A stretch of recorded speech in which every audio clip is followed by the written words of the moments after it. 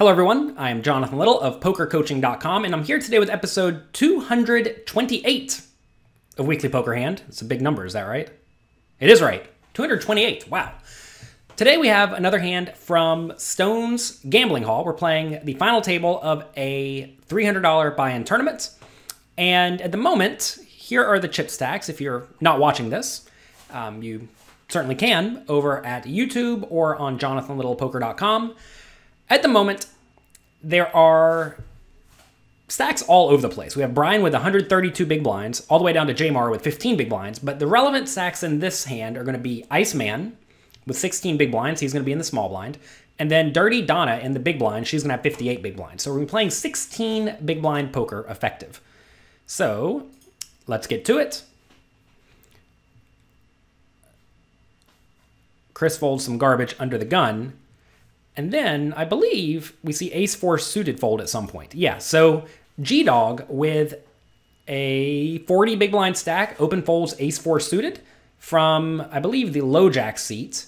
And that's a little bit snug. I typically raise in this spot. But when there are multiple 20 big blind stacks or 15 big blind stacks, as is the case right now, G-Dog has 3 stacks shorter than him. It's probably fine to fold. There's nothing wrong with being super tight, but if you are opening relatively snugly, some decent bluff hands are the low suited aces, so definitely consider putting those in your range. Then we see King 10 offsuit fold.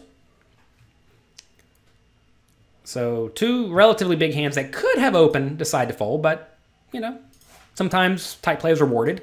Then it folds around to Iceman. Remember, he started this hand with a 16 big blind stack, and he limps from the small blind with Jack 3 offsuit. Now, Jack 3 offsuit's bad, but in this scenario, he has to put in 4,000 to try to win a 30,000 chip pot thanks to the blinds and the antes. So, will he realize roughly 28% equity in this scenario? And it's close. Given Dirty Donna has a decently large stack, I think you're going to get raised a decent amount of the time. So that's a reason not to limp. Also, if you do make a made hand with Jack 3 offsuit on the flop, often it's going to be middle or bottom pair, and you don't really want to be in the pot with middle or bottom pair. So I think in this scenario, Iceman should just fold. I do understand the fact that he is one of the shallow stacks, and a lot of people think when they are a shallow stack that they should try to make something happen because they're likely to be the next one out. But Jack 3 offsuit's pretty bad. Now Dirty Donna has 10-2 offsuit in the big blind, and she just is going to decide to check. But I actually think raising is very reasonable. 10-2 offsuit is awful. It's really, really bad. And we've seen Iceman play somewhat aggressively after the flop, so that's often going to result in Iceman winning a lot of these hands where both players flop nothing. Whereas I think if Dirty Donna was to raise to something like 28,000 here, Iceman's going to fold a large chunk of the time, and if you get jammed on, that's fine because you have 10-2 offsuit. So I'm not going to say you have to raise 10-2 offsuit every time, but it's at least a consideration. Checking's fine too, though. I don't think you should jam pretty much ever. The times you could consider jamming are when you know that Iceman will always raise his best hands. If Iceman is a good player, he's going to limp with pretty much his whole range in this scenario, or at least a large chunk of his range.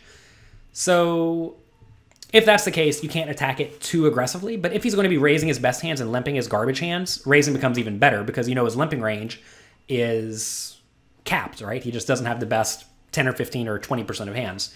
And that makes him way more susceptible to aggression. Anyway, Donna decides to check, and you certainly can't check someone you can't fault someone for checking the 10-2 offsuit. So now, remember, Iceman now has 105,000 remaining in his stack. Pot is 30, okay? This is very important. Flop comes King 6-2. This is a board that is either going to hit your opponent decently hard when they make any pair, or they're going to have nothing. Often, you'll find that Dirty Donna does not have Ace-X as well, because a lot of people raise aces. That means Dirty Donna either has, on King 6-2, with 2 clubs, she either has a pair, which is never folding, a flush draw, which is never folding, or nothing, often, which will be Jack High, or occasionally will be Jack High, but the nothing is never going to call any bet here. So Iceman bets 20,000, 2/3 pot. And I think a lot of people think, okay, I need to bet 2/3 pot to make my opponent fold.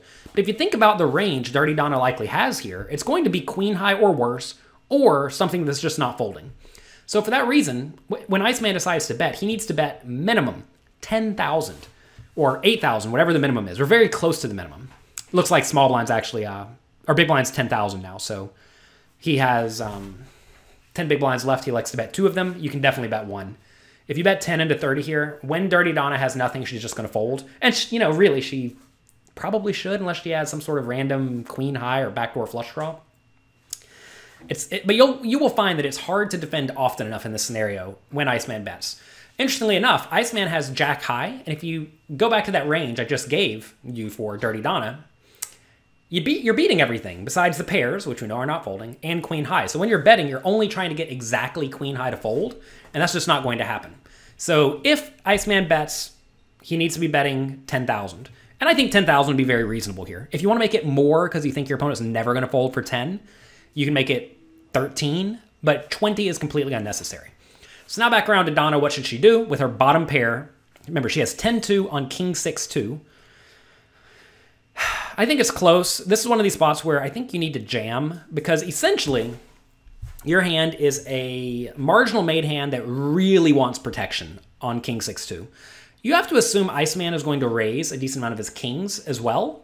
So if he's raising a decent amount of his kings, when he's betting here, it means he either has a 6, which is not going to fold, but you're probably going to double up a 6 anyway, or he has random overcards to your bottom pair. If he has random overcards to your bottom pair, and pretty much any card comes on the turn that's not a king 6 or 2, that's quite bad for you, right? Like notice here, Iceman with his Jack 3 offsuit, he does have a backdoor flush draw. Here he has 30% equity, and this is just a really bad hand, right? He has just 2 really bad backdoor draws with a backdoor flush draw and backdoor straight draw. I guess to be fair, this is one of the better hands he could have because at least he has some equity. In this scenario, though, I think I like the shove from Donna because her hand is going to play so poorly on the turn in the river. Like imagine the turn's an 8 of clubs and Iceman goes all in. Well, Donna's probably going to fold the bottom pair then, and she's folding out the best hand, right? Imagine the turn is an ace or a queen. Maybe the opponent decides to bluff then. Imagine it's just like an 8 or something and the opponent jams. Well, now maybe you make bad calls. It's really, really tough to know how to play. So by shoving, you're essentially saying I'm willing to protect my equity in exchange for losing every time my opponent has a king or a 6 or is trapping. But even then, if the opponent is trapping, notice that you have 5 outs to improve, right? And 5 outs is a real number. I mean, people float the flop all the time with gut shots. Some people raise with gut shots. So I think Donna needs to jam all in. And after a bit of thought, she does jam. Very, very good. So I think Donna played this hand well. She certainly could have raised pre-flop, but I think Iceman really butchered this spot. A lot of people think that short stacked play is just all luck, or there is no skill to be had, or no edge to be had here. But this hand is a good example of that. I'm not trying to hate on Iceman, don't get me wrong. I am trying to present these situations to show you how to improve at poker. And if I ever review a hand with you in it, and I don't like your play, maybe I don't know what I'm talking about, or maybe you can use it as a learning experience. A lot of people get offended whenever you critique their play, but please do not get offended. I'm not trying to offend anyone. I'm trying to help everyone out there who actually wants to learn. Anyway, Iceman should have folded preflop. If he just folds preflop, he loses nothing more. Once he limps, he should have bet smaller, right? He should have bet 12 or 13,000 and then folded to the shove, but there he would have saved 7,000 chips. You may think, oh, 7,000 chips is nothing. But at this stage of the tournament, I don't know what the exact chip stacks are worth, but it could easily be worth something like $20 or $30. And you may say, well, $20 or $30, that doesn't matter when you're playing for $10,000 for first place or whatever it is. But it does matter. These little edges right here add up over time. And especially if you're playing a tournament with all sorts of people, like say you're playing 1,000 or 2,000 person tournament, at the final table, these little mistakes here and there that seem innocuous may end up costing you thousands and thousands of dollars in equity just because you're playing for so many starting stacks, right? So here Iceman should have lost nothing. Instead, he ended up losing 25,000 additional chips. And if you do that on a regular basis, every time they fold you in the small blind, that is going to cost you a huge amount in the long run. So you have to be disciplined. And I know it's no fun to fold from the small blind when they fold to you. It's no fun to give walks. And Iceman's clearly a loose, splashy player, so I'm not shocked that he played this hand. But there was a pretty big mistake here.